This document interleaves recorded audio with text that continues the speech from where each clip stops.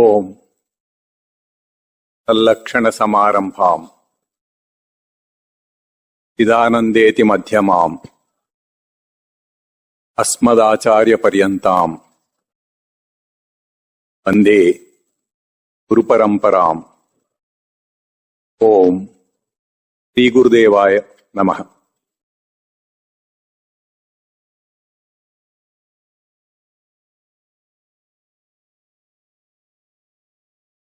గత వారం R&D నుంచి చాలా ప్రశ్నలు వచ్చినాయి. వాటికి సమాధానం పైన శుక్రవారం R&Dలో చెప్పుకోవటం జరిగింది. వాటిల్లో అటువంటి సందేహాలు మీకు కూడా ఉండవచ్చు. మీరు ఆ వీడియో చూసి అది వినండి అని చెప్తే చాలా తక్కువ మంది చూశారు. సీరియస్నెస్ ఉన్నట్టుగా అనిపించటం లేదు. అవే ప్రశ్నలు మీలో కూడా ఉద్భవిస్తూ ఉండొచ్చు, కానీ మీరు అడిగి ఉండకపోవచ్చు, లేదా మీకు ఆ ప్రశ్నలు రాకపోయినా కానీ ఫ్యూచర్లో రావచ్చు. అటువంటప్పుడు ఆ ప్రశ్నలకు సమాధానాలు చెప్పినప్పుడు అవి తెలుసుకుంటే తత్వం ఇంకా దృఢంగా తెలుస్తుంది కదా. మరి చూడకుండా ఉంటే కొంత వెనకబడిపోతారు కదా. అందుకని ఆ ప్రశ్నలు ఇక్కడ కూడా మళ్ళీ ఒకసారి చెప్దామని అనుకున్నాం. ఆ సమాధానాలు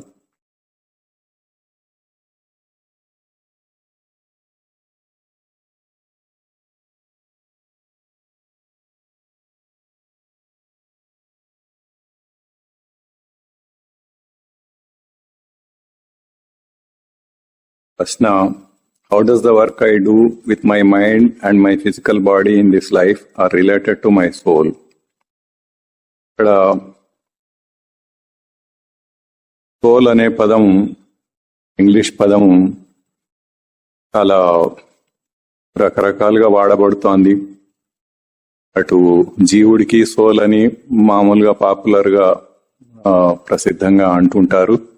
కానీ కొంతమంది ఆత్మను కూడా సోల్ అని చెప్పి అంటుంటారు. ఆ విధంగా చాలా కన్ఫ్యూజన్ క్రియేట్ చేస్తుంది. అందుకని మనం ఒక కన్వెన్షన్ పెట్టుకుందాము. మనం సోల్ అంటే కేవలం జీవుడు అనే పదానికి మాత్రమే సోల్ అని వాడదాము ఇంగ్లీష్లో. ఆత్మ గురించి చెప్పదలుచుకున్నప్పుడు సెల్ఫ్ అని అంటే సరిపోతుంది. క్యాపిటల్ ఎస్ తోటి సెల్ఫ్ అంటే అది ఆత్మ అని మనం అర్థం చేసుకున్నాము. అట్లా ఒక కన్వెన్షన్ పెట్టుకుంటే కన్ఫ్యూజన్ లేకుండా ఉంటుంది.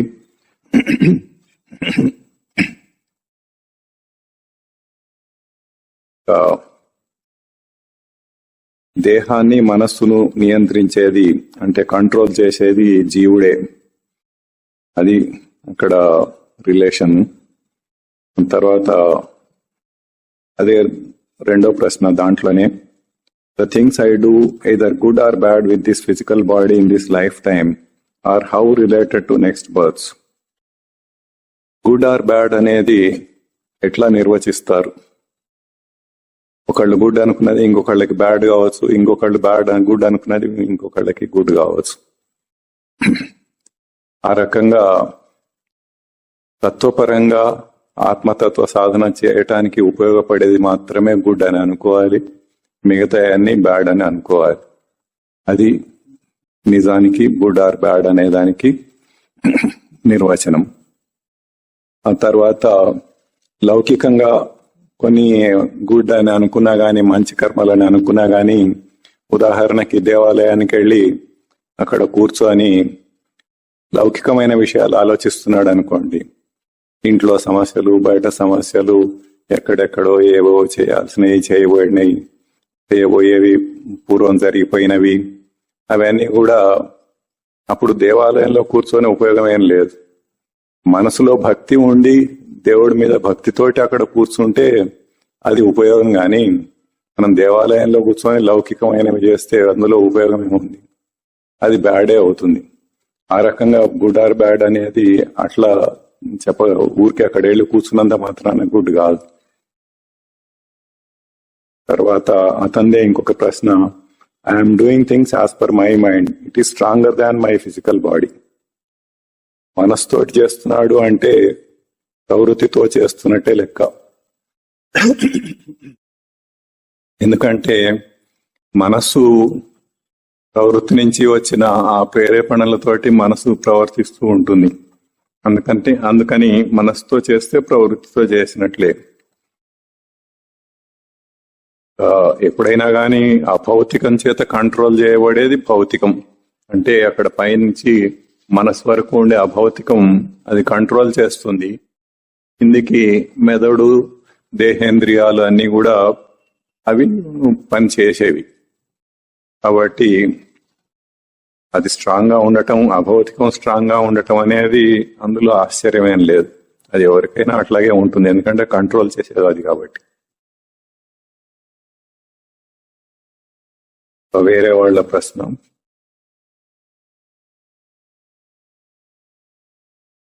if soul does not have any desire, then where do the soul go? What is the ultimate destination for soul when it has ideal consciousness?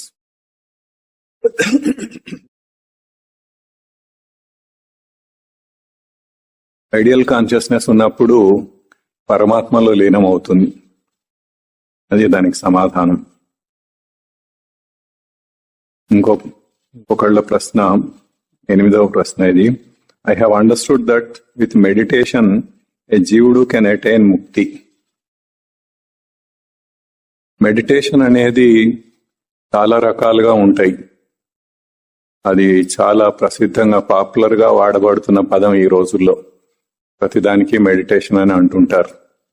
అయితే కేవలం జ్ఞానపరమైన మెడిటేషన్ మాత్రమే మనకు ఆత్మతత్వ సాధనలో ముందుకు తీసుకెళ్తుంది. అట్లా కాకుండా కొన్ని ఆరోగ్యానికి ఉపయోగపడేవి కొన్ని ఉంటాయి. అట్లాంటివి ఆరోగ్యం కావలసిన వాళ్ళు దాన్ని వాడుకోవచ్చు. కానీ అంత మాత్రం చేత అది ఆత్మతత్వానికి ఉపయోగపడేది కాదు.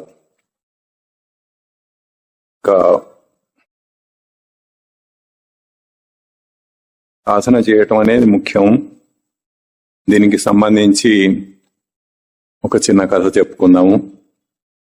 ఒక సాధువు చాలా కోపిష్టి. అయితే అతని గురువు ఏం చెప్తాడంటే, నువ్వు వెళ్ళి తపస్సు చేసుకొనిరా అంటాడు. ఆ కోపం పోగొట్టుకోవాలి, కోపం ఉంటే నువ్వు సాధనలో ముందుకు వెళ్ళలేవు అని చెప్తాడు. సరే అని అతను హిమాలయాస్కి వెళ్తాడు.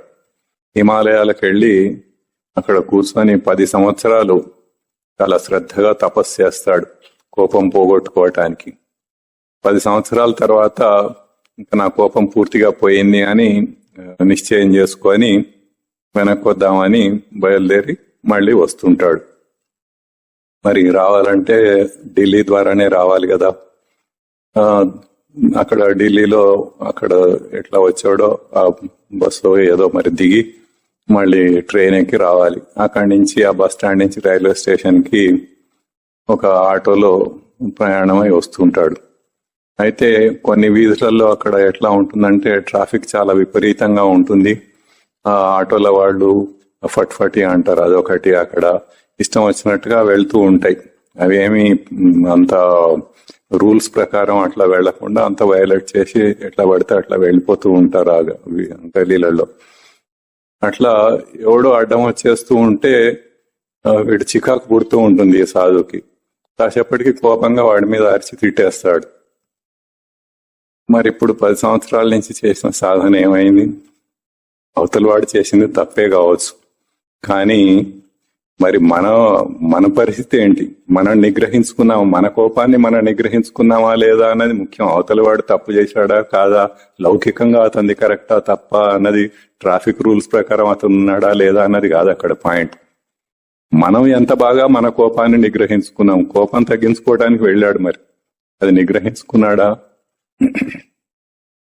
కాబట్టి హిమాలయాల్లో 10 సంవత్సరాలు తపస్సు చేసినా దాంతోటి కాదు అక్కడ ఏం చేశాడు, ఏం తపస్సు చేశాడు అన్నది.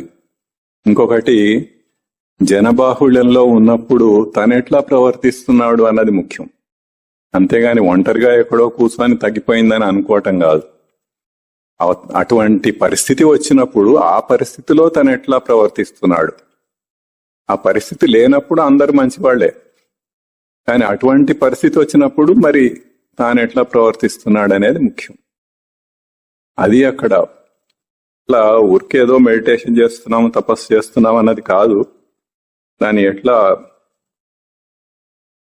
పోగొట్టుకుంటాము తన ప్రవృత్తిని అన్నది ముఖ్యం.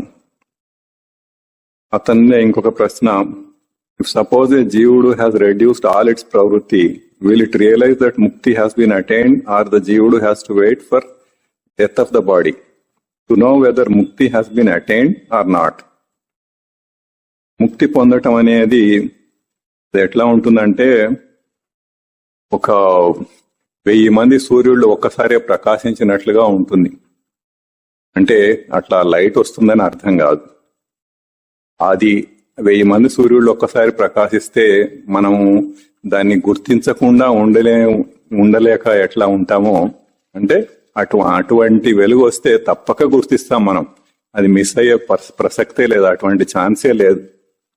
సో అట్లా ఉంటుంది. అది అటువంటి అనుభూతి కలుగుతుంది. అక్కడ నిజంగా అంత లైట్ పడుతుందని కాదు, అటువంటి అనుభూతి కలుగుతుంది. కాబట్టి అది గుర్తించలేకపోవటం అనే ప్రసక్తే లేదు, తప్పక గుర్తిస్తాడు. నిజంగా అటువంటి పరిస్థితి వచ్చినప్పుడు ఆ సాధనలో ఆ స్థితికి వచ్చిన వాడు అసలు దేహం గురించి బాధరేగాడు, దేహం గురించి అసలు పట్టించుకోడు. కాబట్టి దేహం ఉన్నదాకా ఉండాలా, ముందే అయిపోతుందా అన్నది కాదు ప్రసక్తి. ముందే అయిపోయినా గానీ జీవన్ముక్తుడుగా అట్లా ఉంటాడు, కానీ దేహం గురించి ఏం పట్టించుకోడు.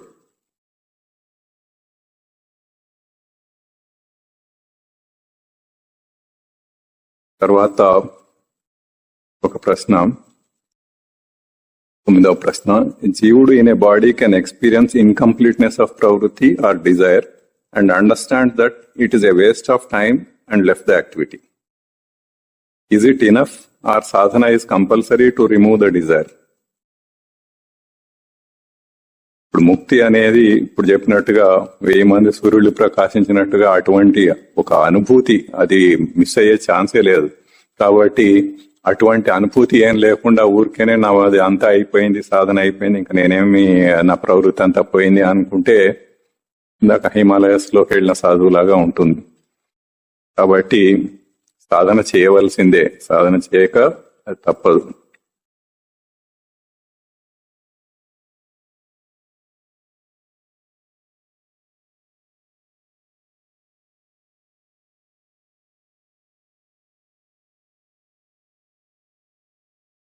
అదవ ప్రశ్న,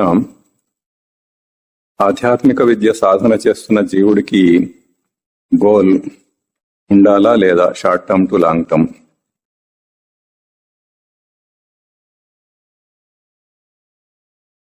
అతందే ఇంకో రెండో ప్రశ్న, ఒకవేళ ఉన్నట్లయితే అతడికి శాశ్వత సుఖం మరియు దుఃఖ విముక్తి ఎలా కలుగుతుంది?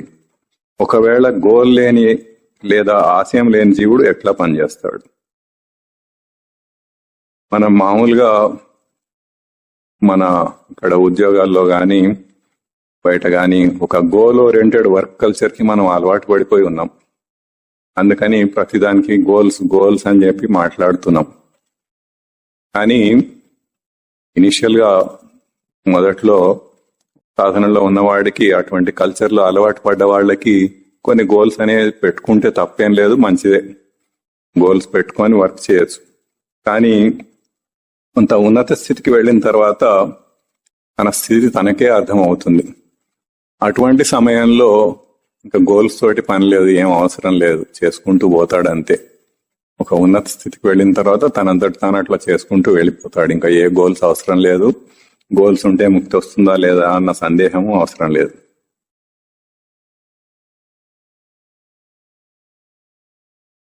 పదకొండవ ప్రశ్న, if in the beginning of creation only Sat existed, how did Jivudu come into existence? Because Pravrutti is supposed to have come later. Since Pravrutti is the reason for Janma, in the absence of Pravrutti, how can Atma take birth? How did this whole creation happen? దీనికి సమాధానంగా బుద్ధుడు ఏం చెప్పాడో చూద్దాం. బుద్ధుడికి శిష్యులలో ఒక శిష్యుడు ఒకరోజు బుద్ధుడిని అడుగుతాడు, దేవుణ్ణి ఎట్లా చూడాలి, ఎట్లా ఉంటాడు, అసలు ఈ యూనివర్స్ ని ఎందుకు క్రియేట్ చేశాడు, ఇలాంటి ప్రశ్నలు కొన్ని అడుగుతూ ఉంటాడు.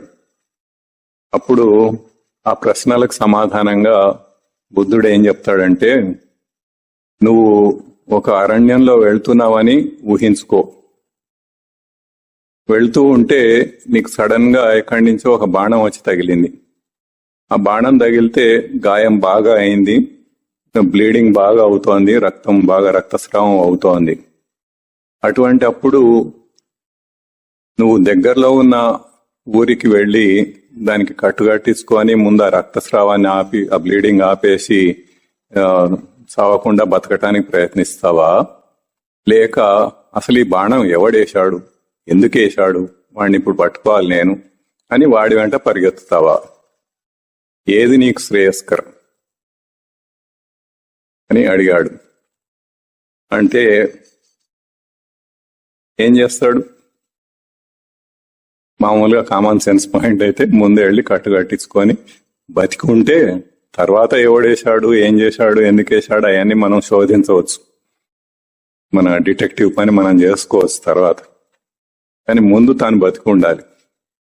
అట్లాగే ఇప్పుడు మన పరిస్థితి ఏంటంటే, మనం ఈ జీవభావంలో, దేహాత్మ భావంలో పడి ప్రవృత్తితో ఉండి కొట్టుకుంటూ జనన మరణ ప్రవాహంలో కొట్టుకుంటూ ఉన్నాం.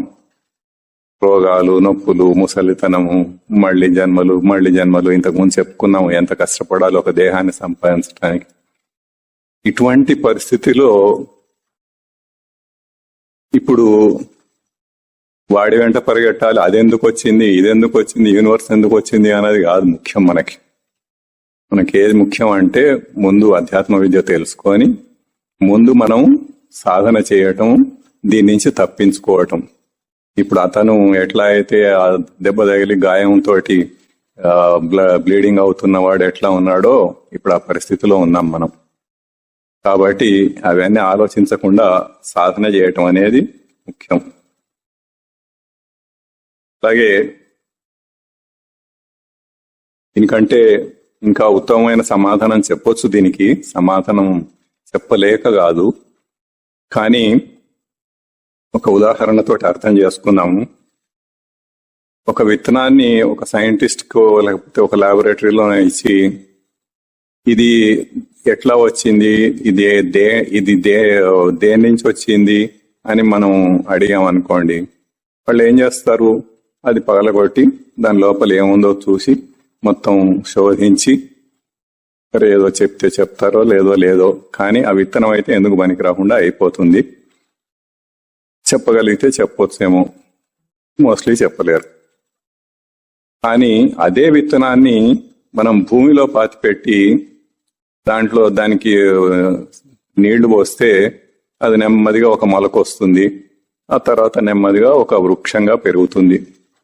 పెరిగితే అప్పుడు మనకే తెలుస్తుంది ఆ విత్తనం దేని నుంచి వచ్చిందో, అది దాని ఫలం ఏంటో అన్ని మనకు తెలుస్తాయి. అది ఉత్తమమైన పద్ధతి. అంటే ఎట్లా ఉంటుందంటే మనం ఇంకా సాధన కూడా మొదలు పెట్టలేదు. అసలు సాధన ఎట్లా చేయాలో ఇంకా చెప్పనే లేదు. అసలు ఏమీ చేయకుండానే మొత్తం ప్రశ్నలతోటి అన్నీ తెలిసేసుకుందాం అనుకొని తర్వాత మరి కొన్ని ఆత్మానుభూతితోటి సాధన చేసి ఆత్మానుభూతితోటి పొందవలసినవి ఉంటాయి. అవి ఆ అనుభూతులు ఏమీ లేకుండా ఏం పొందకుండా నాకు అన్నీ తెలుసు, నాకు అధ్యాత్మ విద్య అంతా తెలిసిపోయింది, ఇంక నేనేం చేయక్కర్లేదు అనుకొని కూర్చున్నట్టు అవుతుంది. సో మిమ్మల్ని అందరినీ అట్లా చేయటం ఇష్టం లేక అటువంటి ప్రశ్నలకి సమాధానం చెప్పటం లేదు. కొంత ఉన్నత స్థితికి పోయిన తర్వాత మీ అంతటి మీకే అర్థం అవుతుంది. ఆ తర్వాత సాధన చేస్తూ ఉంటే మీ తపస్సులో మీరే తెలుసుకుంటారు అటువంటి ప్రశ్నలకి సమాధానాలు. ఒకవేళ ముందే నేను చెప్పేశాను అనుకోండి, అప్పుడు ఆ పరిస్థితి వస్తుంది. మీరు ఇంకా ఏమీ చేయకుండా అయిపోతారు, మిమ్మల్ని పాడు చేసిన వాడిని అవుతాను నేను.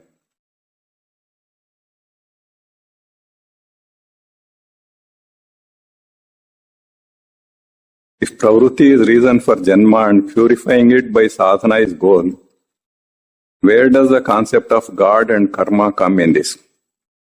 ఇంతకుముందు చెప్పుకున్నాము, ఉనికియే పరమాత్మ అని. పరమాత్మను పొందుటకు ప్రవృత్తిని నివృత్తి చేసే సాధనయే కర్మ. ఏ ప్రవృత్తితోటైతే ఉన్నామో దాన్ని గుర్తించి మనం సాధన చేసి దాన్ని నివృత్తి చేసుకోవాలంటే ఆ ప్రవృత్తిని తొలగించుకోవాలి. తొలగించుకోవటమే అదే సాధన కర్మ. 13వ ప్రశ్న. Is there any way an individual soul can self-analyze and realize a portion of negativity, అంటే ప్రవృత్తి, sustaining in him? పద్ధతులు ఉన్నాయి. సాధన గురించి చెప్పినప్పుడు మీకు అర్థమవుతుంది. బహుశా వచ్చే వారం సాధన గురించి చెప్పటం మొదలు పెట్టవచ్చు. మామూలుగా దేహేంద్రియాల కదలికల ద్వారా తెలుసుకోవచ్చు. ఇంతకుముందు మనం ప్రవృత్తి గురించి చెప్పుకున్నప్పుడు కొన్ని విషయాలు చెప్పుకున్నాము. దాన్ని బట్టి ఎట్లా దుడుకుగా ప్రవర్తిస్తున్నాడా, సోమరితనంగా ప్రవర్తిస్తున్నాడా, ఎట్లా ప్రవర్తిస్తున్నాడు అన్నది, దాన్ని బట్టి ఎటువంటి ప్రవృత్తులు ఉన్నాయి అన్నది తెలుసుకోవచ్చు. ఇంకా మనస్సు, బుద్ధి ప్రవర్తనలను బట్టి, అంటే మనసులో ఎటువంటి ఆలోచనలు వస్తున్నాయి, ఆ ఆలోచనలను కొంత అనలైజ్ చేస్తే బుద్ధిలో ఎటువంటి నిశ్చయాలు చేస్తున్నాడు, దాన్ని మనమే ఇంట్రాస్పెక్ట్ చేసుకొని లోపల పరిశీలించుకొని అనలైజ్ చేసుకుంటే మనకి దానివల్ల కూడా తెలుస్తుంది మన ప్రవృత్తి ఎట్లా ఉంది అనేది. అవి చేసుకోవాలి. ఇవి ఈ ప్రశ్నలకు సమాధానాలు.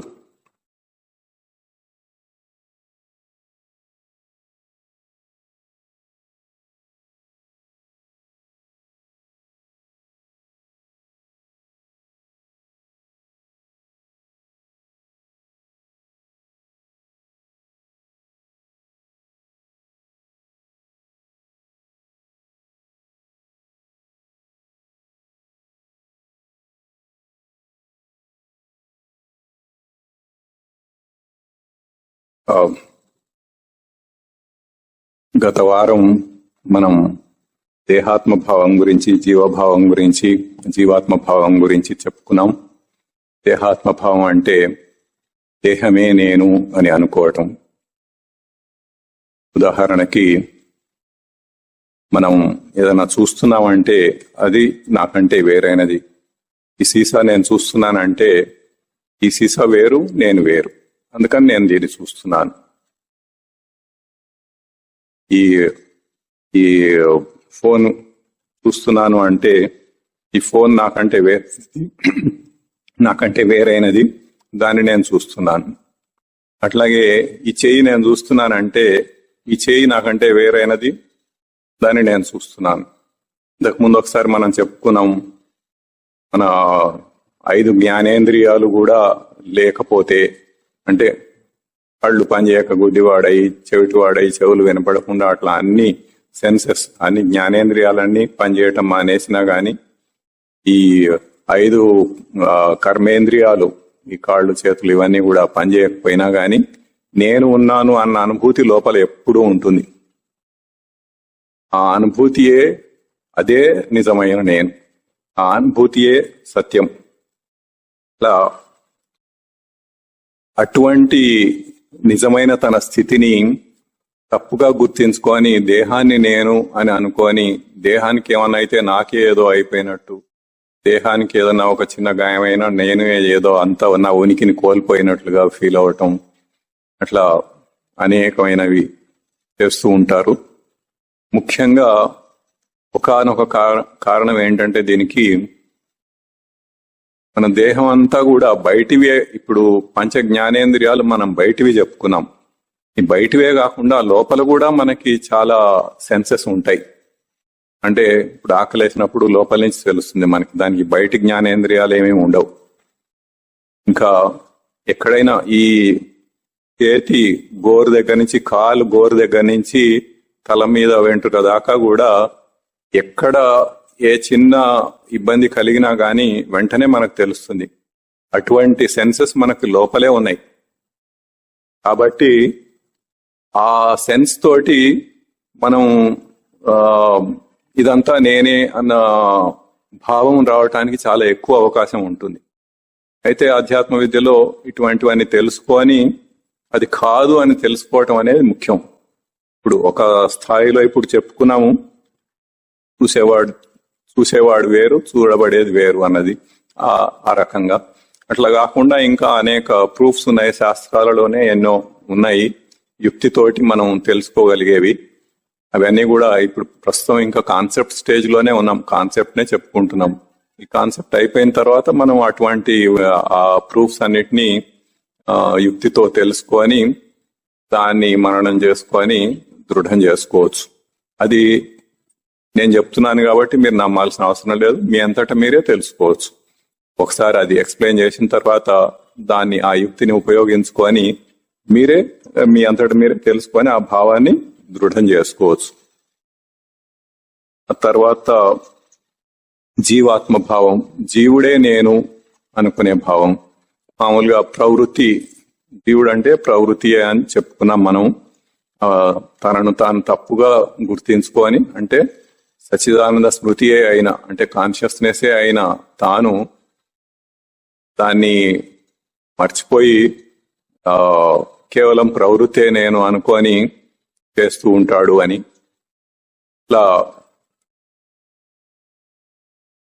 అట్లా ప్రవర్తిస్తూ ఉండటం, ఆ ప్రవృత్తిని ఏర్పరచుకోవటము, దానికి తగినట్టుగా ప్రవర్తిస్తూ ఉండటం అనేది జీవభావం.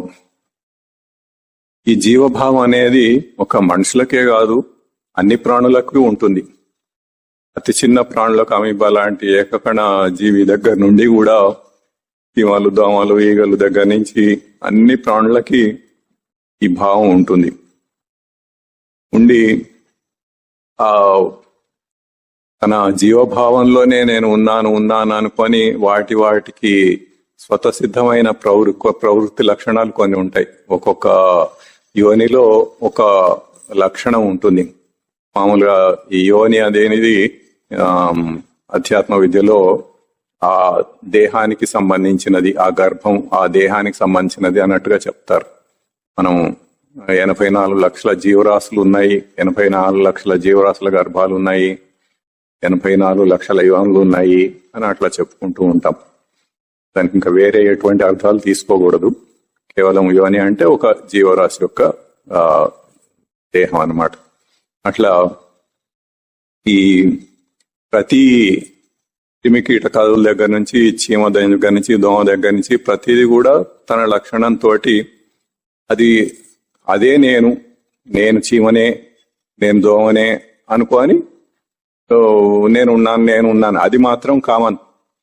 అక్కడి నుంచి కూడా మనిషి దాకా కూడా అందరికీ కూడా నేను ఉన్నాను అన్న ఆ అనుభూతి ఏదైతే ఉందో అది మాత్రం కామన్. ఎందుకంటే చైతన్యాన్ని, ఉనికిని చైతన్యవంతం చేసుకుంటే ఆ ఉన్నాను అన్నది వస్తుంది. అదే లక్షణంతో ప్రవర్తిస్తారు. కాకపోతే అక్కడ ఆ దేహంలో ఉండి అది నేను, చీమన్ నేను, దోమన్ నేను అని అనుకుంటూ ఉంటాయి అవి. అట్లా ఆ భావంలోనే జీవిస్తూ ఉంటాయి. వాటికి ఇంకా కొన్ని లక్షణాలు కూడా ఒక్కొక్క యోనిలో ఉన్న జీవులకి ఉంటాయి. ఉదాహరణకి ఇప్పుడు కుక్క ఉందనుకోండి, కుక్క పిల్లల్ని పెట్టినప్పుడు ఆ కుక్క పిల్ల వెళ్ళి వెంటనే తల్లి దగ్గర పాలు తాగుతూ ఉంటుంది. అది అట్లా తాగాలని దానికి ఎట్లా తెలుసు? ఎక్కడికి పోయి ఎక్కడ పాలు తాగాలో అనేది ఆ కుక్క పిల్లకి ఎట్లా తెలుసు? ఎవరు చెప్పారు దానికి? దానంతటా అదే దానికి స్వతసిద్ధంగా తెలిసిపోయింది. ఆ లక్షణం అట్లా క్యారీ అవుతూ వస్తోంది దానికి. అది పుట్టగానే ఆ పని చేసేయగలుగుతుంది. ఈవెన్ మనుషులైనా గాని ఇప్పుడు ఒక పసిపిల్లవాడిని తల్లి పాలు పట్టాలంటే తన స్థానం దగ్గరికి తీసుకెళ్లి నోరు అక్కడ పెడుతుంది. కానీ వాడంతటా వాడే దాన్ని గుటకేయాలి కదా. మనం గుటకేయకుండా ఊరికే అట్లా నోరు అక్కడ పెట్టినంత మాత్రాన పాలు లోపలికి వెళ్ళవు. అది ఎట్లా గుటకేయాలో వాడికి ఎట్లా తెలుసు? అది అట్లా స్వతసిద్ధంగా కొన్ని లక్షణాలు అట్లా వస్తాయి అన్నమాట. ఆ గర్భానికి, ఆ యోనికి తగినట్టు అటువంటి లక్షణాలు కొన్ని వస్తుంటాయి. దాన్ని బట్టి అట్లా ఆ పని చేస్తూ ఉంటారు. అట్లా ఈ జీవులు అనబడే వాళ్ళు ఒక్కొక్క గర్భంలో ఒక్కొక్క లక్షణాన్ని, కొన్ని లక్షణాలు కలిగి ఉంటాయి. అట్లా అవి అట్లా ప్రవర్తిస్తూ ఉంటాయి. తర్వాత ఒక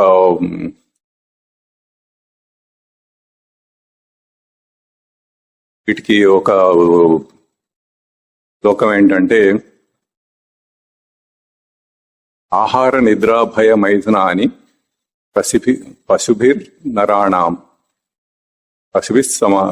నరాణాం జ్ఞానం నరాణాం అధికో విశేష జ్ఞానేన హీన పశుభి సమాన. అంటే ఆహార నిద్ర భయ మైథునాలు అనేవి పశువులకి మనుషులకి అందరికీ ఉంటాయి. తిండి తినటం, ఆహారం, నిద్రపోవటం, భయం.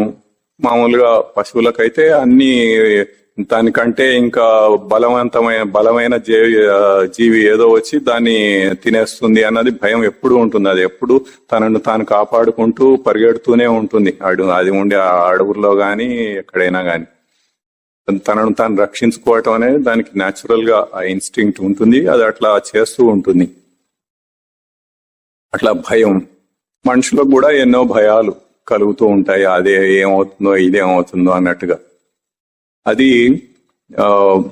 భయం. మైథునం అంటే స్త్రీ పురుష సంగమం. అవి అన్ని ప్రాణులకు ఉన్నాయి. కానీ జ్ఞానం నరాణం అధికో విశేష. అంటే మనుష్యులకు జ్ఞానం అనేది అధికమైన విశేషం. వాటన్నిటికీ లేనిది చాలా తక్కువగా ఉన్నది. మనుషులకు అది అధికమైన విశేషం. ఆ జ్ఞానంతోటే తనకు తాను అనలైజ్ చేసుకొని ఇట్లా కొన్ని జన్మలు గడుస్తూ ఉంటే తనకు తానే కొన్ని ప్రశ్నలు ఉద్భవించి శోధన చేసుకొని మనం ఎన్నో ఉదాహరణలు చెప్పుకున్నాం ఎట్లా వస్తుంది ఇది అన్నది. అనేకమైన వాటిని చూసుకొని అనేక రకాలుగా తన జీవభావంతో ఏమవుతోంది అన్న చూసుకొని ప్రశ్నలు ఉద్భవిస్తాయని, అట్లా తనకు తానే కొన్ని ప్రశ్నలు ఉద్భవించి శోధన చేసుకొని ఆ క్వెస్ట్ తోటి తెలుసుకోవటానికి ప్రయత్నించి అసలు తానెవరు, తనకెందుకు శాశ్వత సుఖం రావటం లేదు అన్నది ఇటువంటి ప్రశ్నలు ఉద్భవించి దాన్ని శోధన చేసుకోవటం, ఇదంతా కూడా కేవలం మనిషి మాత్రమే చేయగలడు. వేరే జంతువులేవి ఈ పని చేయలేవు. వాటికి అంత జ్ఞానం లేదు. ఒకవేళ జ్ఞానేన హీన పశువి సమాన. ఈ జ్ఞానం గనక లేకపోతే వాడు పశువుతోటి సమానం అన్నారు. కాబట్టి ఆ జ్ఞానం తెలుసుకోవటం అనేది చాలా ముఖ్యం. ఇంకా కొన్ని ఉదాహరణలు మనం గత వారం చెప్పుకున్నాము. ఈ జీవభావం ఎట్లా ఉంటుంది అన్నది మనం దైనందిన జీవితంలో వాడే, దైనందిన అంటే ప్రతిరోజు ప్రతిరోజు చేసే కర్మలలో మనకున్న భావాలలో అది ఎట్లా ఉంటుంది అనేది ముఖ్యంగా ధనం గురించి చెప్పుకున్నాము. డబ్బు ప్రతి వాళ్ళకి అందరికీ అప్లై అయ్యే అంశం అది ఆ డబ్బును ఎట్లా అదే నేను అన్నట్లుగా ఎట్లా ప్రవర్తిస్తున్నాడో, అదే నాకు ఉనికి అన్నట్టుగా, అది లేకపోతే ఎట్లా బాధపడిపోతున్నాడో, తన ఉనికియే కోల్పోయినట్టుగా ఎట్లా బాధపడుతున్నాడో అవన్నీ చెప్పుకున్నాము. అట్లాగే ఇంకా పవర్ అని, కీర్తి ప్రతిష్టలని, స్టేటస్ అని, ఫ్యాషన్స్ అని, సోషల్ నామ్స్ అని, ఇట్లా కొన్ని అంశాలు మనం శాంపుల్ గా తీసుకొని చెప్పుకున్నాము. ఇవే కాకుండా మీ నిజ జీవితంలో మీరు ఏ ఏ అంశాలలో ఎట్లా ప్రవర్తిస్తున్నారో దానిని మీరు అనలైజ్ చేసి చూసుకుంటే వాటన్నిటికీ కూడా ఇవే అప్లై అవుతాయి. ఇది ఒక ఎక్సర్సైజ్. ఇప్పటిదాకా మనం కొన్ని ఉదాహరణల్లో చెప్పుకున్నాము. ఇవి కొన్ని ముఖ్యమైనవి. ఇవి కాకుండా కూడా ఇంకా ఎన్నో మీరు ప్రవర్తిస్తూ ఉంటారు ఎన్నో వాటితోటి. వాటికి కూడా మీరు ఇదే పద్ధతిలో అనలైజ్ చేసుకొని చూసుకుంటే అప్పుడు ఈ సచ్చిదానంద లక్షణంలోనే తప్పుగా అన్వయించుకొని ఎట్లా జీవభావంలో వెళ్తున్నాడు అన్నది మీకే అర్థమవుతుంది. అది అర్థం చేసుకోవటం అనేది ముఖ్యం. అది సాధనలో ఒక ముఖ్యమైన అంశం. ఆ జీవభావం అంటే ఏంటి, ఎట్లా వస్తోంది, తను ఎట్లా ఆ భావంలో ప్రవర్తిస్తున్నాడు అన్నది. ఇప్పుడు ఒక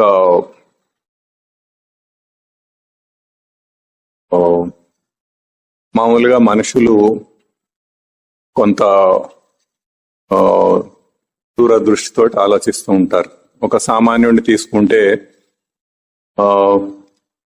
నెల జీతంతో బతికేవాళ్ళు అనుకోండి, వేరే ఆదాయం లేకుండా. అప్పుడు ప్రతి నెల కొంత జీతం వస్తుంది, ఎట్లా ఖర్చు పెట్టుకోవాలి అంతవరకు చూస్తాడు. సంవత్సరానికి వచ్చేవి కొన్ని ఏదో ఉంటే ఒక సంవత్సరం వరకు ఏది ఎట్లా చేసుకోవాలి, కొంత ఏదన్నా ఆరోగ్యం దెబ్బతింటేనో ఏదో అత్యవసరమైన వాటికి కావాలని కొంత ఏదో రిజర్వ్ లో పెట్టుకోవటం, అట్లా ఏదో చేస్తూ ఉంటాడు తన స్థాయికి తగినట్టుగా. అట్లా అదే ఇప్పుడు ఉదాహరణకి ఈ మేధా లాంటి కంపెనీకి ఒక ఎండి ఉన్నాడు అనుకోండి. మొత్తం ఆ కంపెనీ మొత్తం ఎట్లా నిర్వహించాలి అనేది దానికి ఎంతో లాంగ్ టర్మ్ ప్లానింగ్ చాలా అవసరం ఉంటుంది.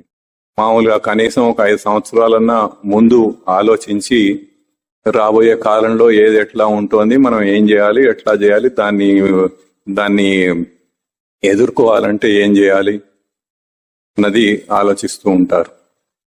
ఉదాహరణకి ఒకప్పుడు సడన్ గా డీజిల్ ప్రొడక్ట్స్ అన్ని స్టాప్ చేసేసారు రైల్వే వాళ్ళు. కానీ అంతకు ముందు నుంచే ఇది ఎప్పుడో ఒకప్పుడు ఇది జరుగుతుంది కాబట్టి దానికి ప్రిపేర్డ్ గా ఉండాలి అన్న దృష్టితోటి ఎలక్ట్రికల్ సైడ్ అంత ఎక్కువ ఎంకరేజ్మెంట్ రాకపోయినా కానీ ఇంకా దాన్నే పర్సూ చేస్తూ అట్లా చేస్తూ పోవటం జరిగింది. కాబట్టి అటువంటి ఈవెంచువాలిటీ వచ్చినప్పుడు అంత ఎక్కువ ఇబ్బంది లేకుండా తట్టుకొని నిలబడి ఇంకా ముందుకు వెళ్ళటం అనేది జరిగింది. ఏదో ఒక రోజు జరుగుతుందన్నది తెలుసు, కానీ సడన్ గా ఓవర్ నైట్ అట్లా చేసేస్తారని అనుకోలేదు. అయినా కానీ అట్లా తట్టుకొని వెళ్ళటం అనేది, ఆ దూరదృష్టితోటి ఆలోచించటం అనేది చేస్తూ ఉండబట్టి అది జరిగింది. అట్లాగే ఇంకా కొన్ని ఏదైనా మేజర్ ఇన్వెస్ట్మెంట్స్, ఇప్పుడు ఆ కోచ్ ఫ్యాక్టరీ ఏదో స్టార్ట్ చేశారు. అటువంటి మేజర్ ఇన్వెస్ట్మెంట్ చేసినప్పుడు జస్ట్ 5 years కాకుండా 10, 15 years, 20 years దాకా కూడా ఏమవుతుంది అన్నది కొంత ఆలోచించాల్సి వస్తుంది. ఎందుకంటే చాలా ఎక్కువ డబ్బు ఇన్వెస్ట్ చేస్తున్నారు కాబట్టి. ఇది ఒక లెవెల్. ఇంకా పెద్ద పెద్ద కంపెనీలు ఉంటాయి, పెద్ద పెద్ద మల్టీనేషనల్ కంపెనీస్, అంటే అనేక దేశాల్లో కంపెనీలు ఉన్న కంపెనీలు ఉంటాయి. వాటి బ్రాంచ్ కంపెనీలు, అసోసియేట్ కంపెనీలు అనేక దేశాల్లో చాలా ఉన్నవి. ఎంత పెద్దవి అంటే కొన్ని కంపెనీలు ఒక దేశం యొక్క బడ్జెట్ కంటే కూడా ఎక్కువ వాళ్ళ రెవెన్యూ ఉంటుంది. అంటే ఒక దేశాధిపతి ఎంత అయితే చేయాలో అంతకంటే ఇంకా ఎక్కువ చేయాల్సినవి ఉంటాయి. మరి వాళ్ళు ఇంకా చాలా దూరదృష్టితోటి ఆలోచించాల్సి వస్తూ ఉంటుంది. ఎప్పుడు ఇట్లా ఏదో దేశంలో ఏదో మొదలు పెడుతూనే ఉంటారు, దానికి తగినట్లుగా ప్లాన్ చేసుకుంటూ ఉండాలి, అంత దూరదృష్టితోటి ఆలోచించి చేస్తూ ఉండాలి. ఇవి లౌకికంగా మనం దూరదృష్టితోటి చేస్తున్న వాటికి ఉదాహరణలు. ఇప్పుడు ఒక జ్ఞాని అంటే అధ్యాత్మ విద్య తెలిసి దాన్ని ఆత్మతత్వాన్ని అవగాహన చేసుకొని ఆ అనుభూతిని పొందినవాడు జ్ఞాని అని చెప్పుకున్నాం ఇంతకు ముందు. మరి జ్ఞాని ఏం చేస్తాడు దూరదృష్టి కోసం? భవిష్యత్తులో రాబోయే అన్ని జన్మలకు లో ఏం జరగబోతుందో కూడా తెలుసుకొని ఇంకెప్పుడు ఎటువంటి ఈ జన్మ, వ్యాధి, జర, దుఃఖం, మరణం, పుట్టటం, రోగాలు, దుఃఖాలు, ముసలితనం, దుఃఖాలు, మళ్ళీ మరణించటం, ఈ సైకిల్లో ఇట్లా తిరుగుతూ ఎన్నో జన్మలు ముందు రాబోయేవి అన్నీ కూడా తెలుసుకోని వాటిని తప్పించుకోవటానికి తగిన సాధన చేస్తాడు. ఇప్పుడు జ్ఞాని ఎంత గొప్పవాడు వీళ్ళందరికంటే? మనం లౌకికంగా ఏదో గొప్పవి అని అనుకుంటున్న వాటన్నిటికంటే కూడా ఒక జ్ఞాని ఎంత గొప్పవాడు, అది ఆలోచించాల్సిన విషయం. అయితే ఈ జ్ఞానాన్ని పొందటంలో ముఖ్యంగా ఈ జీవభావం అనేది ఎట్లా ఎంత సాధనలో ముందుకెళ్తున్న వాళ్ళకు కూడా అది ఎట్లా మైమర్పించేసి వచ్చేస్తుందో తెలుసుకోవటానికి ఒక ఉదాహరణకి ఒక చిన్న కథ చెప్పుకుందాము. ఒక సాధువు గురువు తను చేయవలసిన బోధ అంతా చేసి అదేదో ఒక నది అక్కడ ఉంటే నాయన నువ్వు వెళ్ళి ఆ నది పక్కన ఒక చిన్న కుటీరం వేసుకొని అక్కడ కూర్చొని తపస్సు చేసుకో, నేను చెప్పిందంతా నీ తపస్సులో దాని గురించి తెలుసుకో అని చెప్తాడు. చెప్తే సరే అని వెళ్ళి అక్కడ ఒక కుటీరం వేసుకుంటాడు. అక్కడ ఉండి భిక్షాటన చేసి బతుకుతూ అక్కడ ఉంటాడు. కేవలం ఒక కౌపీనం మాత్రమే ధరించి ఉంటాడు. కౌపీనం అంటే గోచిగుడ్డ మాత్రమే ధరించి తను తపస్సు చేసుకుంటూ తన తిండికి రోజుకు ఒకసారి అట్లా దగ్గరలో ఉన్న గ్రామాల్లో ఏదో ఒక గ్రామానికి వెళ్ళి భిక్షాటన చేసుకుంటూ బతుకుతూ ఉంటాడు. అయితే ఒక రోజు ఆ కౌపీనాన్ని అక్కడ తడిపి అక్కడ బట్ట ఆరేస్తే దాన్ని ఎలకలు కొడతాయి, దానికి చిల్లులు పడుతుంది. అయ్యో దీనికి చిల్లులు పడిందే అని మళ్ళీ భిక్షాటనకి వెళ్ళినప్పుడు అక్కడ వాళ్ళని అడిగి ఇంకో గుడ్డ అడుక్కొని తెచ్చుకుంటాడు. ఎవరో ఇస్తారు ఒక చిన్న వస్త్రం. అది మళ్ళీ తర్వాత మళ్ళీ అక్కడ ఆరేస్తే మళ్ళీ ఎలకలు కొడతాయి, మళ్ళీ చిల్లులు పడుతుంది. అట్లా 2-3 రోజులు జరిగేటప్పటికీ అప్పుడు అక్కడ ఆ ఊళ్ళో వాళ్ళు ఎవరో సలహా ఇస్తారు, స్వామి మీరు ఇట్లా మాటికి గుడ్డ అడగటం కంటే అసలు ఎలకలు కొడుతున్నాయి కదా, అందుకని ఆ ఎలకలు రాకుండా ఉండటానికి ఒక పిల్లిని పెట్టుకుంటే సరిపోతుంది, అప్పుడు ఎలకలు రావు, ఇంకా అప్పుడు ఈ గుడ్డ చిల్లులు పడే అవకాశం లేకుండా పోతుంది, మీకు మీ ప్రాబ్లం సాల్వ్ అయిపోతుంది అని చెప్తారు, సలహా ఇస్తారు. సరే అని వాళ్ళు ఎవరినో అడిగి ఒక పిల్లిని సంపాదించుకొని తీసుకెళ్తాడు. ఇప్పుడు ఆ పిల్లిని అక్కడ పెట్టుకున్నప్పటి నుంచి ఎలకలు అయితే రావట్లేదు, ఇంకా దానికి ఆ కౌపీనానికి చిల్లులు పడటం అనే ఇబ్బంది లేకుండా పోయింది. కానీ మరి పిల్లికి బతకాలంటే దానికి పాలు పోయాలి కదా, అందుకని తను భిక్షాటనకి వెళ్ళినప్పుడు కొన్ని పాలు కూడా అడిగి తెచ్చుకుంటూ ఉంటాడు. ఆ పాలు తెచ్చి ఆ పిల్లికి పోస్తూ ఉంటాడు. అది పాలు తాగుతూ ఉంటుంది, ఎలకలు రాకుండా చూస్తుంది, ఎలకలు వేయడం కనపడితే తినేస్తుంది. అట్లా కొంతకాలం తర్వాత మళ్ళీ ఎవరో అంటారు, అవి మీకు రోజు ఇట్లా పాలు పోయాలంటే చాలా ఇబ్బంది కదా, మీరే ఒక ఆవుని పెట్టుకుంటే ఆ ఆవు పాలతోటి మీరు తాగవచ్చు, ఆ పిల్లికి కూడా పోయవచ్చు అని సలహా ఇస్తారు. సరే అని ఎవరినో దానం అడిగి ఒక గోవుని సంపాదించుకొని తీసుకెళ్తాడు. ఇప్పుడు ఆ గోవు పాలిస్తూ ఉంటుంది, ఆ పాలతోటి ఈ పిల్లికి పాలు పోస్తుంటాడు, అది ఎలకలు రాకుండా అది చూస్తుంది. మరి కొంతకాలానికి మరి ఆ ఆవుకి తిండి కావాలి కదా, మరి భిక్షాటనకి వెళ్ళినప్పుడల్లా కొంత గడ్డి కావాలని అడుక్కొని తెచ్చుకుంటూ ఉంటాడు. అప్పుడు ఇంకెవరో సలహా ఇస్తారు, స్వామి రోజు మీకు గడ్డి ఇవ్వాలంటే ఇబ్బంది కదా, అక్కడ మీరు వేసుకున్న ఆ కుటీరం చుట్టుపక్కలంతా భూమి అంతా ఖాళీగానే ఉంది కదా, మీరే దాన్ని సాగు చేసుకొని కొంత పంటలు వేసుకుంటే మీకు గడ్డి వస్తుంది, మీరు అసలు భిక్షాటన చేయాల్సిన అవసరం లేకుండా మీకు కావాల్సిన ధాన్యం కూడా మీకే వస్తుంది, ఆ గోవు కూడా వేసుకోవచ్చు అని. ఇదేదో బాగానే ఉంది సరే అని అక్కడ ఇంకా సాగు చేయటం మొదలు పెడతాడు. సాగు చేసి పంటలు పండిస్తూ ఉంటాడు. కొంతమంది లేబరర్స్ ని ఎంగేజ్ చేసుకుంటాడు, కూలీలను పెట్టుకొని ఇంకా చేస్తూ ఉంటాడు. అట్లా చేస్తూ ఒక ఆసామి అయిపోతాడు, ఒక పెద్ద రైతు అయిపోతాడు.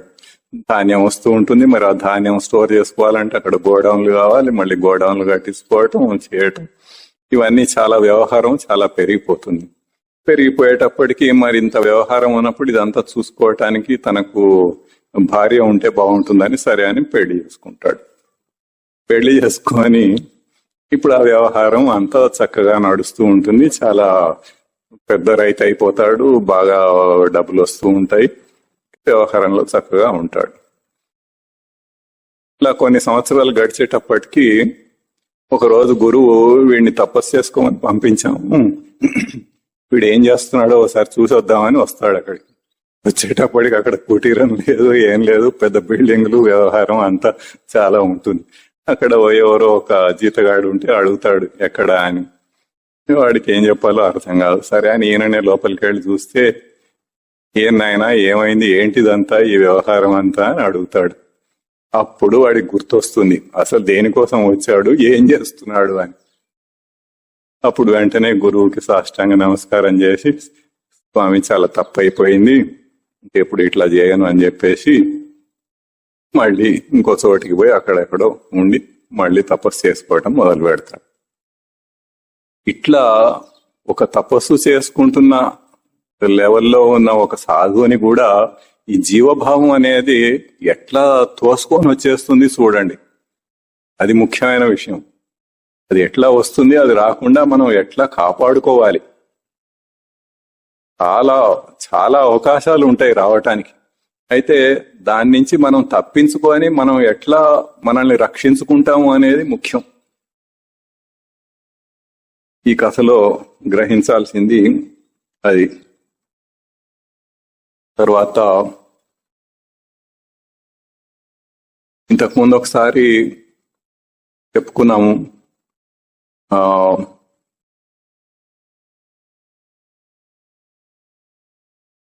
మనం ఆ రోజు ఒక పెన్ ఉదాహరణతోటి చెప్పుకున్నాము.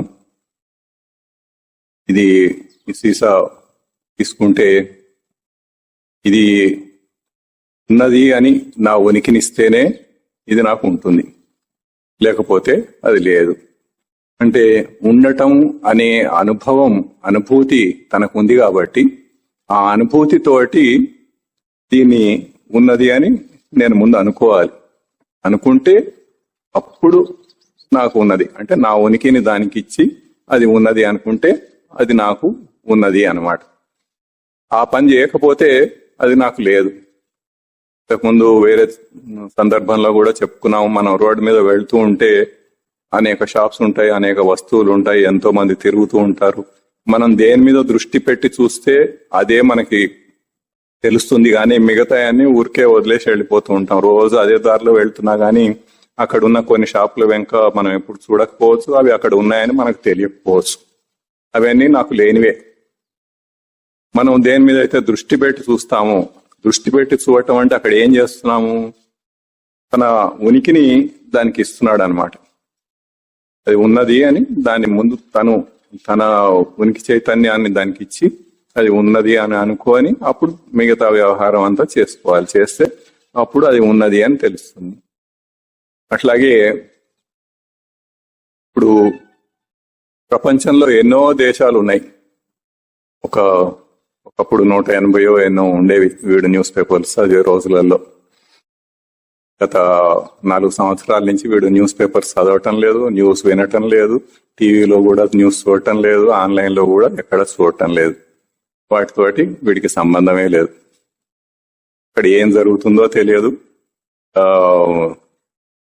అది ఫలానా జరుగుతుంది అన్నది తెలియదు, ఫలానాది ఉన్నది అన్నది తెలియదు.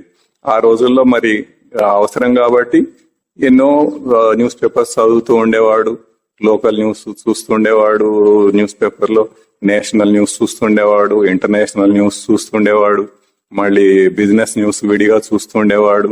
ఇన్ని న్యూస్ పేపర్లు పొద్దున్నే చదివి మళ్ళీ రాత్రికి టీవీలో ఎన్నో న్యూస్ చూసి ఎప్పుడు కరెంట్ గా మనం అన్ని తెలిసి ఉండాలి అన్నట్టుగా అట్లా తెలుసుకుంటూ ఉండేవాడు. అప్పుడు అన్ని తెలిసి ఉండేవి, ఎక్కడ ఏం జరుగుతుంది, ఎక్కడ ఏది ఉంది, ఏంటి, ఏ దేశంలో ఎట్లాంటి ఆపర్చునిటీస్ ఉన్నాయి, ఎక్కడ మనం ఏం చేయొచ్చు అన్నది కూడా అట్లా ఆలోచించుకోవటానికి అన్ని రకాలుగా అది కొంత అవసరం చేస్తుండేవాడు. అయితే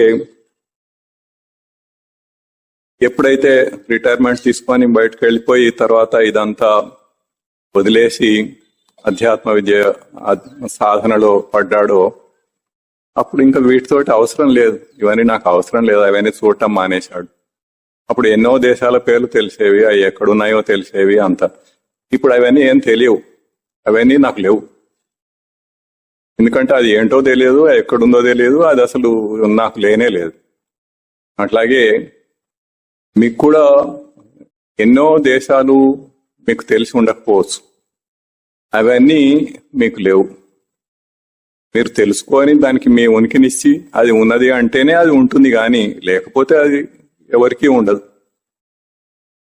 అట్లాగే ఎంతో మంది గొప్ప గొప్ప వ్యక్తులు ఉండవచ్చు, ఇప్పుడు వీడికి వాళ్ళు ఎవరో కూడా తెలియదు. మన దేశానికి ప్రెసిడెంట్ ఎవరో కూడా వీడికి తెలియదు. మధ్యలో మారిపోతూ ఉన్నారు, వీడెప్పుడు తెలుసుకోలేదు, తెలుసుకోవాలని అనుకోను లేదు. ఇక్కడ ఎవరున్నారో వీడికి తెలియదు, వాళ్ళు లేరు. అట్లా మీకు కూడా ఎంతో మంది తెలియని వాళ్ళు ఉంటారు. అవన్నీ మీకు లేవు. ఆ జగత్తు మీకు లేదు. ఆ దేశం లేదంటే ఆ జగత్తు మీకు లేదు. ఆ మనిషి లేడంటే వాళ్ళు ఎంతో పాపులర్ అయి ఉండొచ్చు, చాలా ప్రసిద్ధమైన వ్యక్తులు అయి ఉండవచ్చు కాక, కానీ నాకు తెలియకపోతే నాకు లేదు. ఒక సిటీలో ఉండి అన్ని తెలుసుకునే వాళ్లకు కొన్ని ఎక్కువ తెలుస్తుంటాయి. పల్లెటూళ్ళలో ఉండి ఏమి పట్టించుకునే వాళ్ళకి ఏముంది, అసలు ఆ జగత్తే లేదు, అవన్నీ ఉండనే ఉండవు, వాళ్ళ గురించి తెలియనే తెలియదు, ఆ జగత్తే లేదు. అట్లాగే ఎంతో మందిని మనం ఇగ్నోర్ చేసేస్తూ ఉంటాం సింపుల్ గా. దాంతో అవన్నీ మనకు ఉండవు. తర్వాత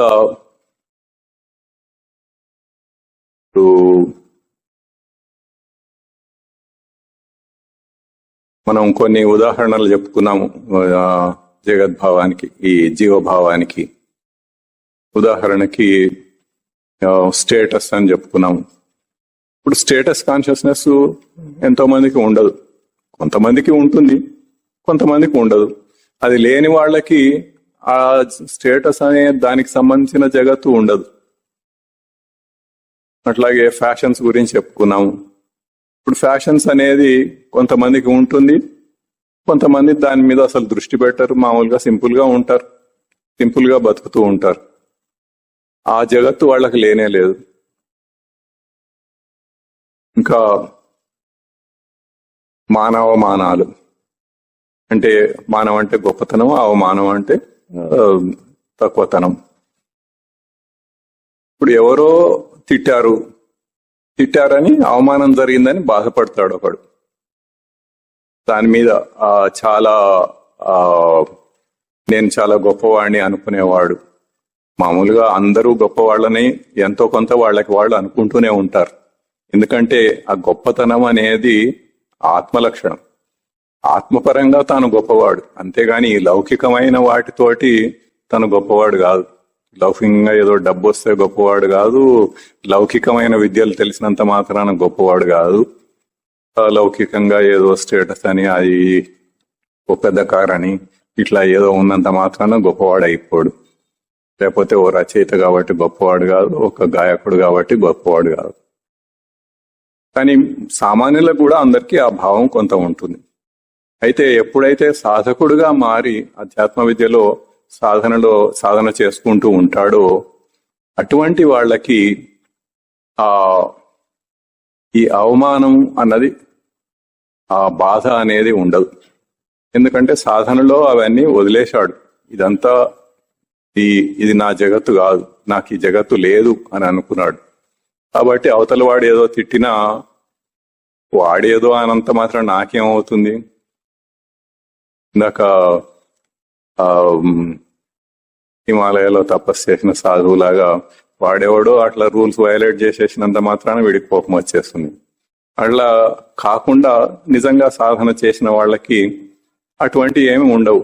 వాడెవడో ఏదో అన్నాడు పిచ్చివాడు, వాడి గోల వాడిది, అంతేగాని దాంతో నాకేం సంబంధం లేదు. వాడు అన్నంత మాత్రం నేను ఏమో అయిపోను.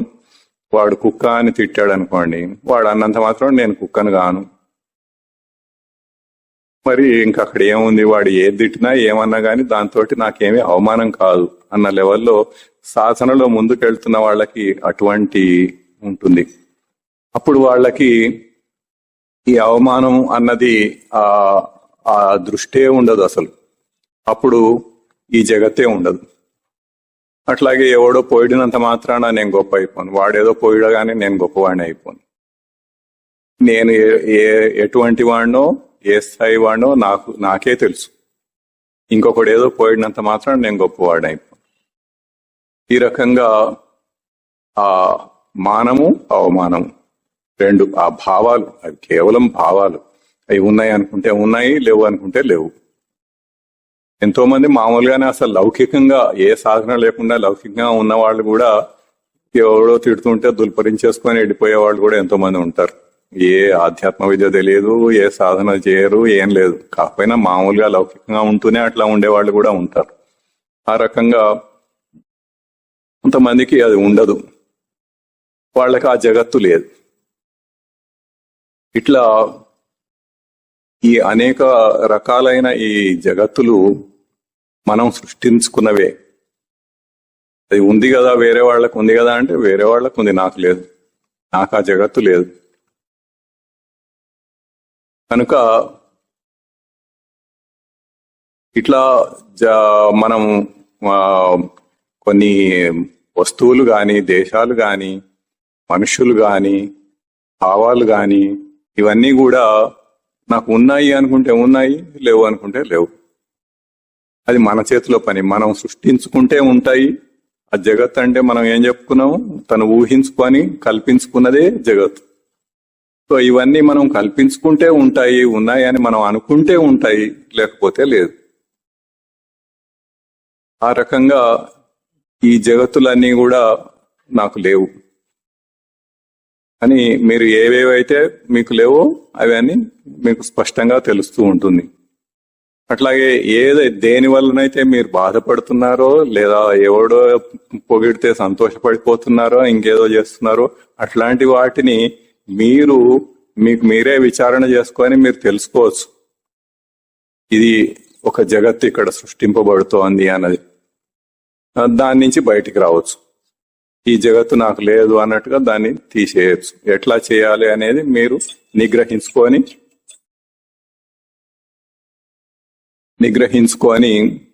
దాన్ని తీసేసుకోవచ్చు.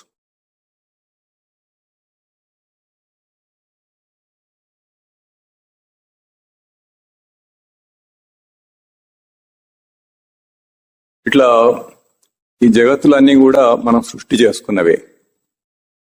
మఠంలో ఒక ముఖ్యమైన ఒక స్లోగన్ పెద్ద పెద్ద అక్షరాలతో రాసి ఉంటుంది లోపలికి వెళ్ళగానే, ఆత్మయే సత్యం, జగత్తు లేదు అని. ఆత్మయే సత్యం అనేది మనం గత 3-4 ప్రవచనాల్లో చక్కగా విచారణ చేసుకున్నాము. మన నిజస్వరూపం ఏంటి అన్నది మనకి తెలుసు. ఇప్పుడు మన నిజస్వరూపం ఏంటి ఎవరన్నా చెప్పగలరా? అందరు మర్చిపోయారు. సచ్చిదానంద స్మృతి, ఇంగ్లీష్ లో కాన్షియస్నెస్. అది మన నిజస్వరూపం. మనం పెట్టుకున్న ఈ పేర్లు ఎల్లయ్య, పుల్లయ్య, రామయ్య ఇవన్నీ మనం కాదు. ఈ దేహాలు మనం కాదు, ఈ జీవభావాలు మనం కాదు. కేవలమైన సచ్చిదానంద స్మృతియే, కాన్షియస్నెస్సే నా స్వరూపం. ఇది అందరూ ఒకసారి చెప్పండి. నేను కాన్షియస్నెస్, సచ్చిదానంద స్మృతియే నేను. ఎల్లప్పుడూ గుర్తుపెట్టుకోవాలి మీరు అందరూ. ఎప్పుడు ఏ మధ్యరాత్రి లేపి అడిగినా గానీ ఇది చెప్పగలిగేటట్టు ఉండాలి. నువ్వెవరు అంటే నా పేరు రామారావు అని చెప్పటం కాదు. నేను సచ్చిదానంద స్మృతిని, నేను కాన్షియస్నెస్ అని చెప్పగలగాలి. ఆ స్థాయికి గుర్తుపెట్టుకోవాలి. ఆ భావంలో ఉంటే గుర్తుపెట్టుకోవాల్సిన అవసరం లేదు, దానంతటా అదే వచ్చేస్తుంది. ఎందుకంటే ఇప్పుడు నా పేరు రామారావు అని నేను గుర్తుపెట్టుకోవాలా? అవసరం లేదు. మనం ఏం మాటికి నేను రామారావుని అని అనుకోము. ఆ భావంలో ఉండిపోతాం. ఎప్పుడు ఎవరు రామారావు అనగానే వెంటనే పలుకుతాడు. అట్లా ఆ రకంగా ఇది కూడా నేను సచ్చిదానంద స్మృతిని అన్నది ఆ లెవెల్లో, నేను కాన్షియస్నెస్ అన్నది ఆ లెవెల్లో అస్థిరం కావాలి. లోపల స్థిరం అయితే అప్పుడు మనం నేను ఇది అని అనుకోవాల్సిన అవసరం లేదు. దానంతట అదే స్థిరంగా ఉండిపోతుంది. ఆ స్థాయి వరకు సాధన చేసుకోవాలి. ఈ విధంగా మనం ఆత్మయే సత్యం, జగత్తు లేదు. ఎందుకంటే జగత్తు మనం ఊహించుకున్నాం, కల్పించుకున్నాం. ఆ జగత్తు నాకు లేదు, అది నేను కల్పించుకోకపోతే నాకు లేదు. ఇది మీరు ఇప్పుడున్న స్థితికి మీకు చెప్పిన వివరణ. అయితే ఇంకా ఉన్నత స్థితికి పోతే అసలు ఈ సృష్టిలో ఏదీ లేదు, సర్వం సచ్చిదానందమయం, మొత్తం అంతా కాన్షియస్నెస్సే. మనం మొదట్లో ఏం చెప్పుకున్నాం, ఇక్కడ పైన కూడా మనం సచ్చిదానందములు, సచ్చిదానంద స్మృతి, కాన్షియస్నెస్, ఇవన్నీ కూడా స్వతసిద్ధ లక్షణాలు, సర్వవ్యాపి, ఆల్ పర్వేడింగ్, అన్ని ప్రాణుల్లో అవే ఉంటాయి అని చెప్పుకున్నాం. ఏదైతే అన్ని ప్రాణులలో అంటే కేవలం అక్కడ జీవుని ప్రస్తుత స్థితి అన్న చార్ట్ కాబట్టి ప్రాణులు అని రాశాము. కానీ జడమైన వస్తువుల్లో కూడా అవే ఉంటాయి. అవి తప్ప ఇంకొకటి లేదు. ఆ రకంగా ఉన్నది కేవలం సచ్చిదానంద స్మృతియే. దానిపై ఆధారపడియే ఇవన్నీ ఇట్లా మనకి కనపడుతూ ఉన్నాయి. అంతేగాని నిజానికి అవి లేవు. ఉదాహరణకి మీరంతా ఈ కుర్చీలలో కూర్చున్నారు. ఆ కుర్చీ ఇవన్నీ ప్లాస్టిక్ కుర్చీలు. అయితే ఇప్పుడు ప్లాస్టిక్ లో కుర్చీ ఉందా? కుర్చీలో ప్లాస్టిక్ ఉందా? చెప్పండి చూద్దాం, ఏం చెప్తారు?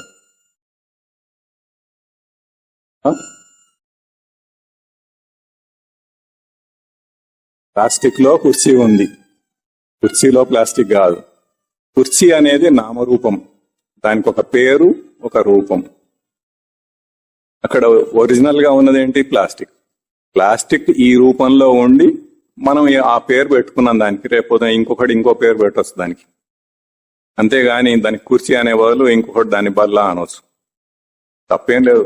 అది అర్థం చేసుకోవడానికి మనం భాష పరంగా మనం పెట్టుకున్న పేరే. ఆ రకంగా ఇక్కడ ఉన్నది ప్లాస్టిక్.